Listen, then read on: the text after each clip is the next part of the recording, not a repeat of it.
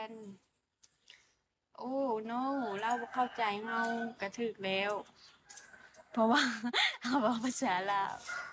ไม่ได้บอกภาษาอังกฤษ no English ฮะนะมาพี่ละแล้วแต่ I love you ทุก มา มือนี่ฮะใครเว่าอย่างก็มีแต่ I love you อย่างเดียว I love you นะคะ baby กับ thank you สำนั้นภาษาอังกฤษบ่แข็งแรง มา เว่ามัวซัวไปเลยกำลังตั้งใจเรียนอังกฤษอยู่เพื่อมาเว้ากับผู้บ่าวในบีโก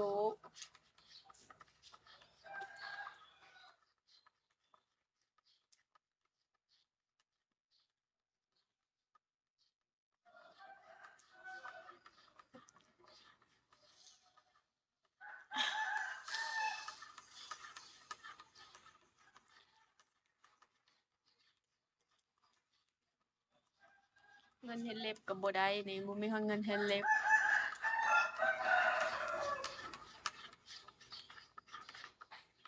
พอแล้วผมมีเงินให้เล็บแล้ว ท้อบ่มีเงินเฮ็ดเล็บก็ท้อ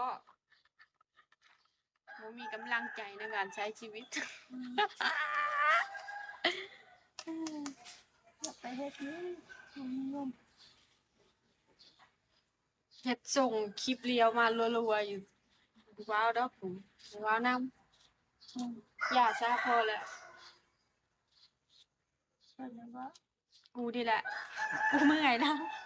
อย่าซะพอแล้วขี้คร้านเงาะส่งคลิปเรียวอกหักมาเลขกาได้ดิปิดแป๊ะเลย เอาของเงินน้ำลาก็หายกันแล้ว บ่ได้ขอ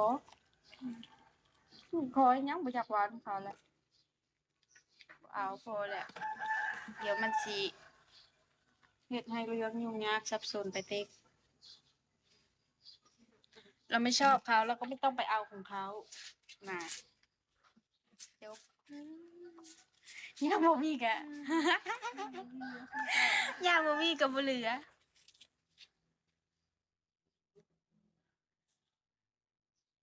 พอแล้วอยู่ไผอยู่มัน พอแล้วพอแล้วพอแล้วใจเอ้ยใจแล้วทำทรงอกหักที่แท้ทิมก็เองไปรักคนไม่รักเราเ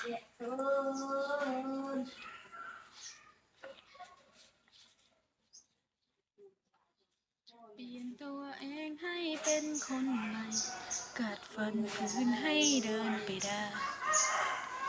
ความผิดว่ามึงครั้งนี้มาสื่ออหย่างวะ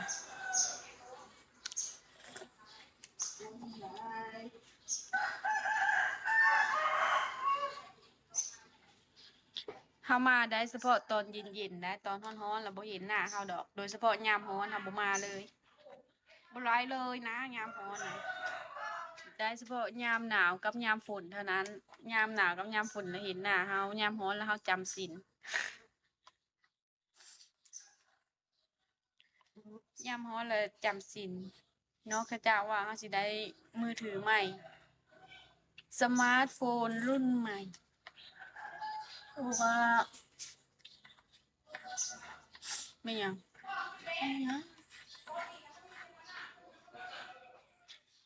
มันร้อนแล้วมันก็ปึ๊บไปเล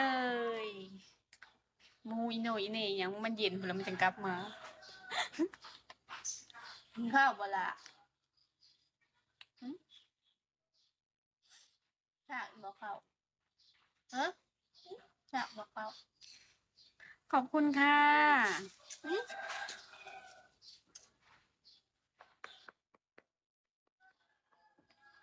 กำลังซีเรียสกับอันโตนะมันอยู่เอาเวลาป้าซื้อจิ๊กซอว์ใหญ่ๆให้โต จิ๊กซอว์ที่เป็นอันนะนะต่อแล้วเป็นแผ่นใหญ่ๆโอ้ยกูไม่อยากลิ้นดอกจิ๊กซอว์ของเว้าดิเจ็บสมอง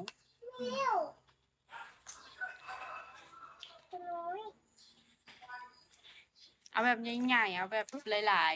ๆต่อแบบหลายๆเป็นรูปใหญ่ๆเลย เอามากันเจ็บสมองแล้วหวานนี้ สามมือก็ยังบ่แล้วต่อจิ๊กซอว์นะ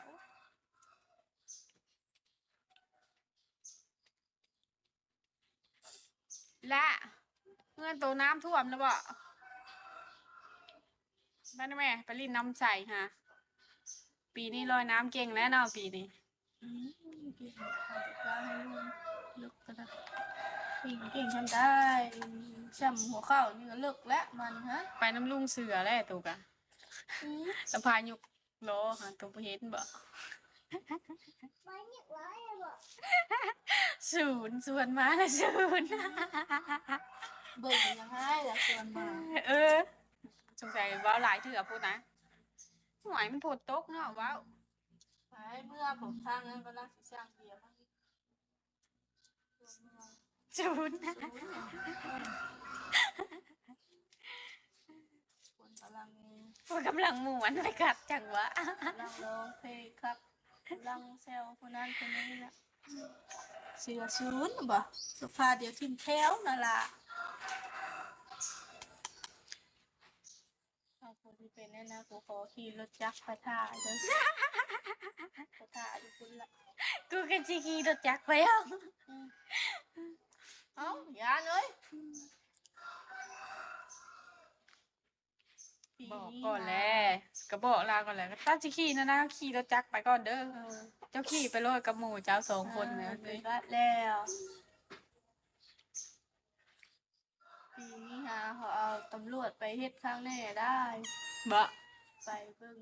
ว่าสถานที่เขาจัดแจงมันระเบียบบ่หั่นนะ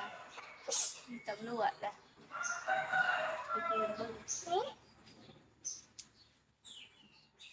มันรำคาญเฮาแล้วแมวไปนี่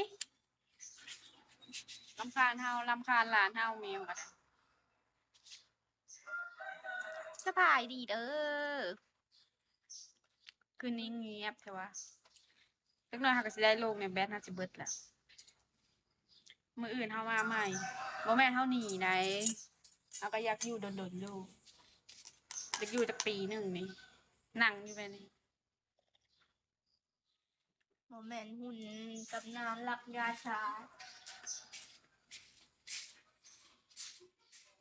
โอ้นั้นอยู่หลายร้อยปีแล้วนะ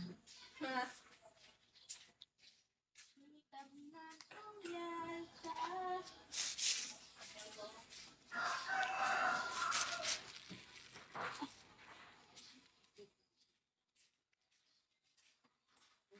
บ่ได้ขายเครื่องเรื่องสูงเนาะล่ะแดนเซอร์กะมีแต่บ่อยากลิ้นนำส่วนเพลงยายสีบ่มักบ่มีก็ว่าบ่มักเพลงบ่เอาเพลงใหม่ แม่ยายสีแล้วบ่มักบักบี้ตีกลีกตีลีตีกลีกตี อย่าเบิ่งหัวเฝ้านี่ก็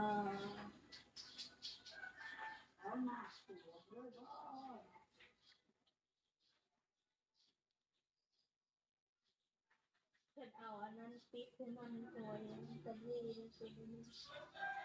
เอายาเกี่ยวท่าให้เลย มันว่าตัวรักคือกันมันว่าตัวรักหยัง รักยาเกี่ยวให้เลย